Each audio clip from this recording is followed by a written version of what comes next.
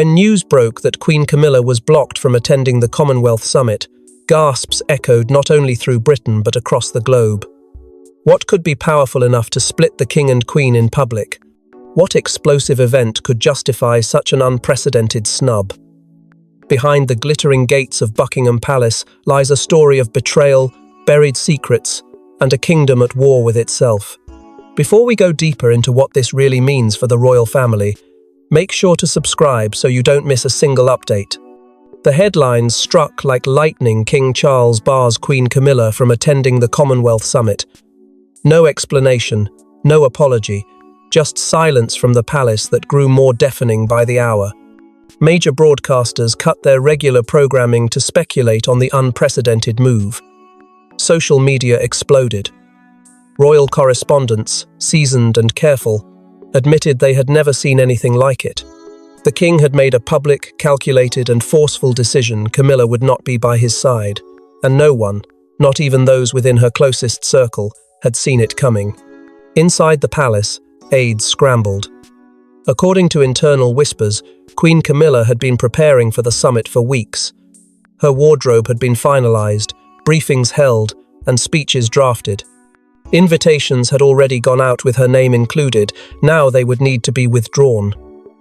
The shockwaves reached even the king's most trusted staff. "We're under orders," one was overheard saying.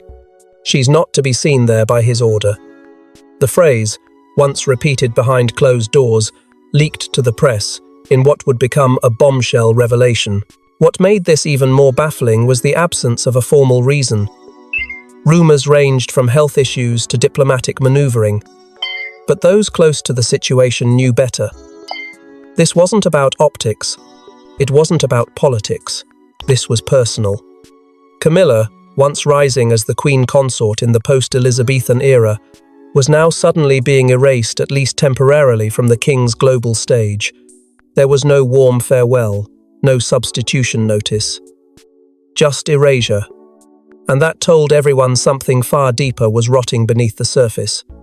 As pressure mounted from the public and press, the palace issued a vague, carefully worded statement, citing logistical adjustments and strategic considerations.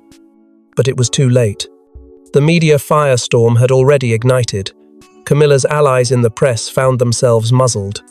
Royal reporters noticed the palace PR machine was strangely unresponsive, and sources usually eager to defend her were, for the first time, silent. The silence itself was a message something had changed. Meanwhile, Commonwealth officials were just as confused. Camilla had been scheduled to attend several high-level panels. Her name was printed on official briefings. Her absence meant more than just a reshuffle. It signaled a fracture within the royal family's internal hierarchy. The woman who once stood proudly beside the king, now rendered invisible by his own decree, left diplomats and world leaders asking one chilling question. Why? As the world tried to piece together the narrative, the internal corridors of Buckingham Palace buzzed with tension. Some aides whispered of a deeper strategy from King Charles. Others claimed it was a punishment consequences for an undisclosed transgression. A power struggle, perhaps, or a reckoning long in the making. Whatever the reason, this decision was no accident. It was intentional. And it would be the first domino to fall in what would become a royal crisis like no other. But to understand why King Charles took such a drastic public stand, we must journey back into a web of whispers, rivalries, and revelations no one was meant to hear. Behind the gilded doors of Clarence House, an invisible battle was reaching its boiling point. For months, King Charles had grown increasingly distant, and Camilla's inner circle knew something was coming, but not this. The whispers had started quietly, and they were all about her. Advisors who once celebrated her ascent now chose their words more carefully. Staff once loyal to her cause began requesting transfers. And within the private corridors of the monarchy, a strange silence had taken root, one that always followed whenever Camilla's name was mentioned in the context of the upcoming Commonwealth Summit. The first clue came when Camilla's office was quietly excluded from the initial planning briefings.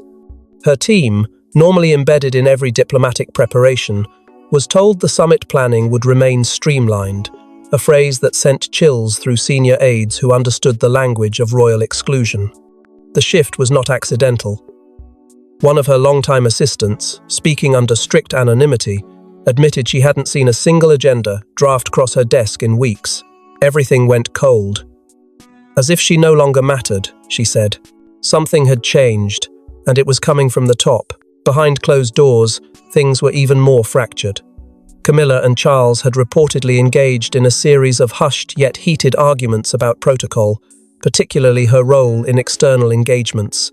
The Queen Consort had been insisting on more visibility, citing her contributions to royal diplomacy.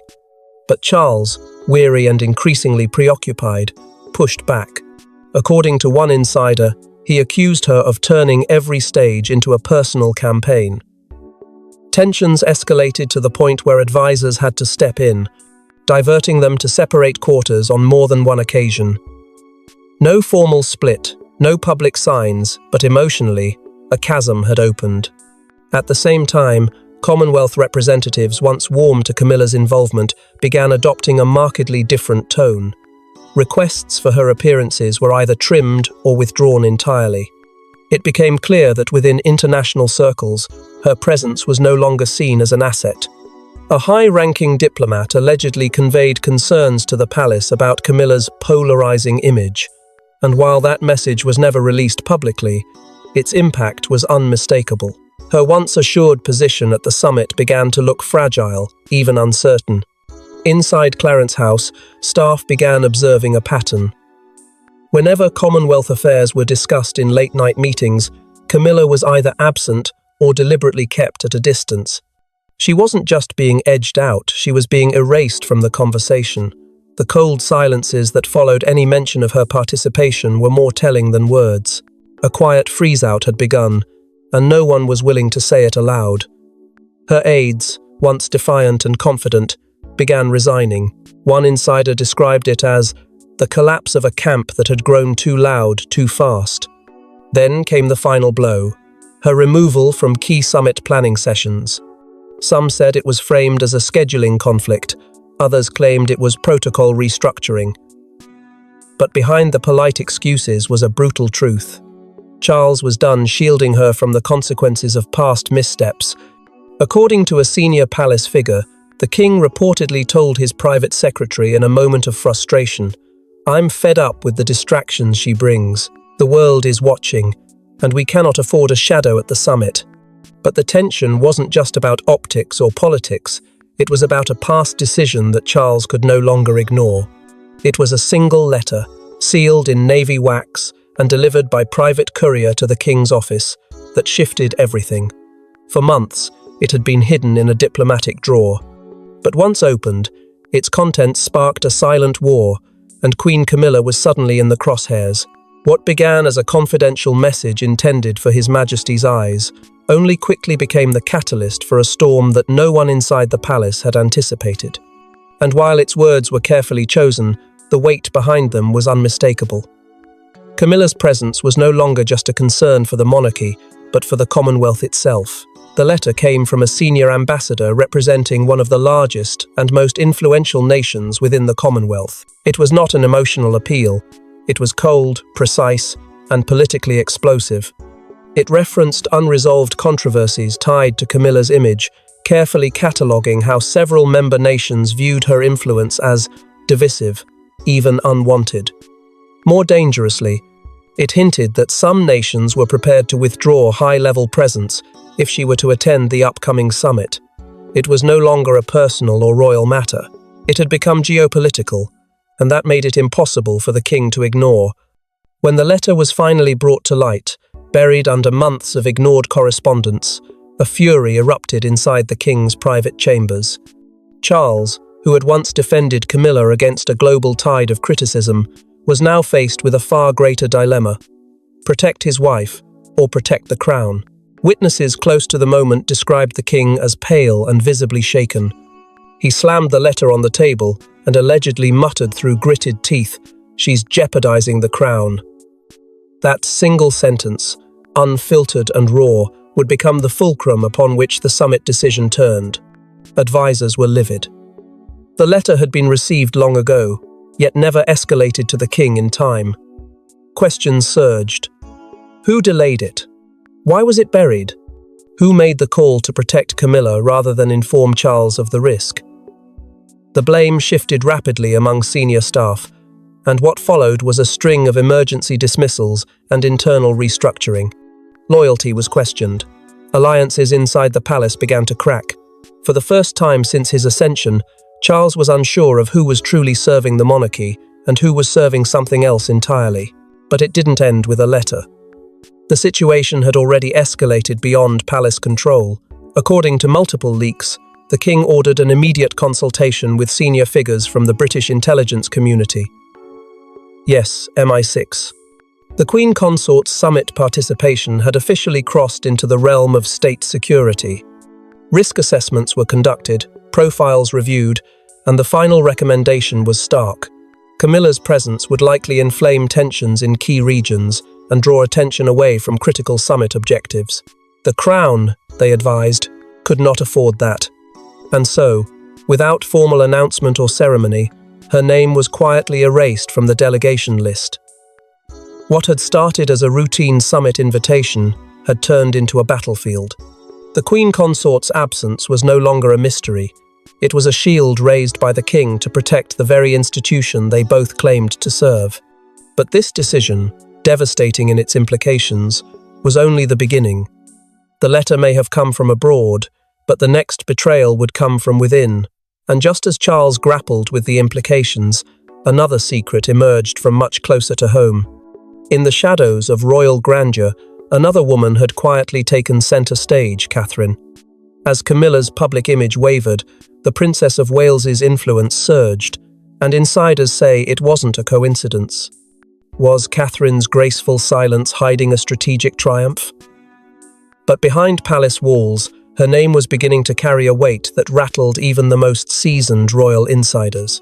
While the Queen Consort was battling external threats to her legitimacy, Catherine was being quietly invited into rooms once reserved for monarchs and, more importantly, being listened to. Weeks before the summit, Catherine had been spotted entering Clarence's house under strict confidentiality. These weren't routine family visits. These were private, closed-door meetings with King Charles himself. No advisors, no aides, just the king and the future Queen Consort, speaking behind guarded doors for over an hour. What was discussed remains unknown, but soon after those meetings, subtle shifts began to occur. Catherine's name began appearing more frequently in Commonwealth planning documents. Her portrait was featured in official summit briefings. And then came the leak, a whispered quote from a senior advisor who had seen the summit alignment sheet. She represents the future, not Camilla. 6 words. 6 deadly words. The implications of that single statement were seismic. Within days, Commonwealth youth forums began formally requesting Catherine to attend in Camilla's place. Citing her generational connection, her philanthropic work, and her global favorability, delegates from multiple nations urged the palace to reconsider the face it was projecting to the world. For Camilla, the message was devastating. Not only was she no longer the preferred figure, she had been replaced, and by someone who had never even asked for it. The silent shift in loyalty was happening not through conflict, but through quiet consensus. Camilla's team was furious. They tried to downplay Catherine's role, calling her inclusion symbolic, but the truth was impossible to bury. The Princess of Wales had become the crown's safest weapon, radiant, untouchable, and politically invincible. And Camilla felt it. The jealousy grew behind palace doors, whispered in corridors, and erupted in subtle confrontations. One insider revealed that Camilla, in a rare break from protocol, personally confronted Catherine about her growing role. The moment, though undocumented officially, was described by staff as cold, brief, and piercing. Camilla asked one question, whether Catherine had lobbied for her summit place, and Catherine, maintaining her royal poise, reportedly said nothing. Not a word. Just silence. That silence was louder than any denial. Within the palace, allegiances began to shift. Staff members realigned, following where the influence was moving. The king, despite his personal struggles, could see the writing on the wall. The Commonwealth wasn't looking to the past anymore. They were looking ahead, and Catherine was the embodiment of that future. Camilla, once powerful in proximity, was now isolated in symbolism. Her authority was no longer being challenged directly. It was simply being outshone. And that reality burned deeper than any public slight. It wasn't a scandal that threatened her, it was irrelevance. But as royal loyalties fractured behind palace walls, Camilla made a move no one saw coming, a move that would spark Charles's fury. With her position unraveling, Camilla made a desperate outreach to an Australian official behind Charles's back. But that single call would ignite diplomatic fallout and push the king to take irreversible action. It was meant to be discreet, a quiet gesture to salvage her standing before the summit. But within hours, the conversation was no longer private. The contents of the call had been leaked, whispers had turned into roars, and Buckingham Palace was once again plunged into chaos this time, with no plausible deniability to protect the Queen Consort. According to sources deep within diplomatic circles, Camilla reached out to a senior Australian Commonwealth representative late one evening, without notifying the palace or the Foreign Office. The call, described by one insider as cordial but pointed, centered around Camilla's desire to present a softer, more modern royal message to the summit attendees. But the message was not sanctioned. It contradicted carefully coordinated diplomatic language and breached established protocols. Worse still, it gave the impression that Camilla was speaking on behalf of the crown when, in fact, she wasn't. The narrative she proposed suggested a loosening of traditional ties and a fresh approach to royal diplomacy, one not aligned with the king's position or the crown's strategic framework. The fallout was immediate. Within hours of the call, excerpts of the conversation had reached ears in London. An anonymous leak circulated to press insiders, highlighting Camilla's bold statements, her apparent deviation from palace policy, and even veiled remarks about needing to take charge of messaging in the face of internal indecision. The story was explosive. Though the press was initially gagged, the Foreign Office was not. Panic rippled through diplomatic ranks. Emergency meetings were held, and damage control protocols kicked in. A media blackout was attempted, but it was already too late. Charles had heard everything. The king's reaction was nothing short of volcanic. Witnesses claim he stormed into his private chambers, seething with disbelief. To bypass him, to speak independently on matters of state, and to do it during a period of internal royal crisis was, in his words, an unforgivable breach. He accused Camilla of overstepping her role, of crossing constitutional boundaries that even seasoned royals dare not touch. The trust that had already been fraying snapped completely. What was once tension had become open rupture, and it was no longer just about protocol, it was about power. The palace trembled. Camilla's aides were ordered to stand down from external communications. Royal advisors were reshuffled within hours, and in the eye of the storm stood Camilla, reportedly defiant. In a moment of raw frustration, she was overheard telling a staffer, "I won't be pushed aside like Diana." The words stunned those who heard them. It wasn't a plea. It was a warning. A declaration that she would not go quietly, no matter the cost. But the cost, it seemed, was already being tallied. A prominent royal historian put it plainly. This may be the Queen's biggest miscalculation. She tried to outmaneuver the crown and lost. The Queen Consort had played a dangerous game with global consequences, and now the king was forced to act not out of anger, but out of necessity. The monarchy had been threatened from within its own ranks, and there could be no delay, no mercy, and no reversal. In response, Charles would gather his most trusted inner circle and deliver the order that would shake the monarchy's foundation. It was just past midnight when Charles summoned his advisors. The mood was grim, the silence thunderous. By sunrise, Camilla's name had been struck from the summit delegation. The Queen Consort had been locked out and no one was to question it. In the heart of Buckingham Palace, a war room was quietly formed, consisting of only the king's most loyal and trusted. No titles, no formalities, just one agenda. This was not a meeting to discuss possibilities. It was to make a decision that would echo through the very bones of the monarchy. The atmosphere, those present said, was thick with tension and betrayal. Every face around the table knew the cost of what was about to be done, but they also knew the cost of doing nothing would be far greater. Charles, emotionally hollowed yet resolute, delivered his decree with a tone that stunned the room into stillness. "Her presence is not to be included," he said flatly, eyes fixed not on any one individual, but somewhere beyond the moment, perhaps on the ghosts of monarchs past, or the weight of the crown itself. There was no room for debate, no appeal. Camilla's name was to be removed from all summit correspondence, travel plans, and public schedules. Advisors who had once championed her sat in disbelief. One longtime aide reportedly wept, whispering, "It's over." Others feared the ripple effect this would create not just in the palace, but across the world. Immediately, the communications team was called in. They were handed an impossible task: construct a narrative that wouldn't just explain her absence, but protect the monarchy from implosion. Ideas were thrown around: health excuses, scheduling conflicts, diplomatic shifts, but none could match the magnitude of the reality. They settled on silence, letting the headlines do what they always do: speculate. But within the palace, there was no ambiguity. This was an execution order disguised as logistics.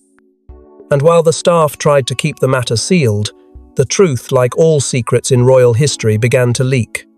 It was a tabloid that broke the story. A mid-tier outlet, known more for gossip than gravitas, published a piece titled "Summit Without the Queen."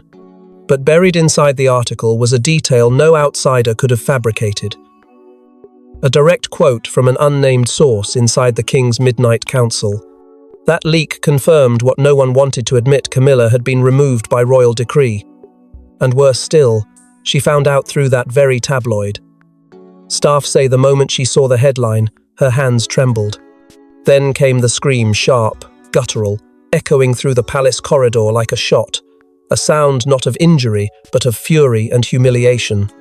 The Queen Consort had been blindsided, and now she knew the world would see it too. In that moment, the fracture became permanent. No amount of protocol, no perfectly worded statement could patch what had been torn. Camilla, once positioned as the king's steady companion, had been cast out of the spotlight with surgical precision. And though the summit would go on without her, the fallout was only beginning to take form. But what followed wasn't silence, it was fury. Camilla wasn't going to fade quietly into the background.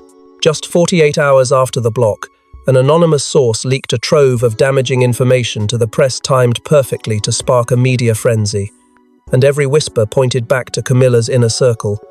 It began with a headline so sharp, it cut through the palace's silence like a blade. Royal Rift, Camilla silenced, but not submissive. The article included fragments of internal memos, private notes between aides, and pointed accusations that the monarchy had fallen into chaos behind closed doors. These weren't careless rumors, they were calculated, curated, and devastating. And while no names were attached, there was little doubt where the storm had been stirred. The memos were damning. One described irreconcilable fractures in the king's private household. Another, more cryptic, read, "The Queen Consort is no longer trusted in matters of state." The language was surgical, the timing masterful. Every release seemed aimed not just at painting Camilla as a victim, but at burning the carefully constructed narrative that had excluded her. Palace sources, scrambling to identify the leak, reportedly discovered that several of the documents could only have been accessed by someone from her personal communications team. Suspicion turned to confirmation. And that's when her oldest ally in the British press entered the picture. This wasn't the first time Camilla had leaned on the media to shift perception. But this time, the tone was different. The coverage was defiant. Editorials cast her as a scapegoat, a woman punished for asserting her voice in a world that preferred her silent. Social media erupted, the public splintered. Some called it a betrayal of the monarchy, a calculated strike that could destabilize the crown. Others saw a woman fighting back against an institution that had shut her out without ceremony. The narrative war had begun. In the middle of it all, Catherine remained silent. She did not release a statement. She did not attend the press events or offer any quotes. But in doing nothing, she said everything. Her quiet dignity, her refusal to engage, only made her image stronger. While Camilla battled to defend her position, Catherine simply stood still, and the world moved toward her. The contrast couldn't have been more dramatic. One queen consort in retreat, the other in silent ascendancy. Headlines grew darker. Royal divorce inevitable? One paper asked. Separate lives. Charles and Camilla's private collapse, another proclaimed. Behind the walls of Buckingham Palace, the king was said to be reeling. Shaken. Not just by the leak, but by the knowledge that it had come from within. That someone he had trusted, someone he had protected, had chosen to retaliate against the institution itself. It wasn't just disloyal. It was dangerous. And as damage control consumed every waking hour inside the palace, the royal machine began to fracture further. Trust dissolved. Strategies conflicted. But while the world watched the fallout unfold, the real shock had yet to come. As the palace scrambled for control, a final unexpected player entered the drama and delivered the most devastating blow yet. Princess Anne, long the crown's most steadfast guardian, emerged from the shadows with a rare public statement. She did not mention names, but her message was crystal clear. The monarchy would not be tarnished. Not on her watch. For decades, Anne had remained the quiet enforcer of tradition, choosing action over words. But when she stepped forward during an emergency briefing with a firm call for the restoration of dignity within the institution, every royal observer knew exactly what she meant. Her voice, low and commanding, cut through the chaos with the force of legacy. It wasn't anger, it was disappointment. And that, from Anne, carried far more weight. The timing was no accident. With the press in uproar, the summit in flux, and Camilla's shadow looming large over public perception, Anne's intervention was decisive. Her words, though careful, carried an unmistakable undertone, a subtle but direct challenge to the behavior that had spiraled into scandal. Those in attendance recalled a single pause before she said it. We have weathered many storms, but never one we caused ourselves. The implication hung heavy in the air. This wasn't about protecting individuals anymore. This was about preserving the crown itself. Behind the scenes, her influence was even more potent. Anne held a private conversation with Catherine, one that was never recorded but widely reported by insiders. The exchange, described as brief yet emotionally loaded, centered around a single principle. We protect the institution, at all costs. That phrase, repeated in whispers among palace aides, became a kind of rallying cry for those who had begun to doubt the strength of the monarchy's foundation. Anne had drawn a line and with it, made her allegiance clear. And it worked. Charles, still reeling from the fallout and wavering in private, found renewed clarity in his sister's resolve. She reminded him of their duty, of their mother's legacy, and of the dangers of letting sentiment override structure. With Anne's support, the king's position solidified. The palace ceased its defensive scrambling.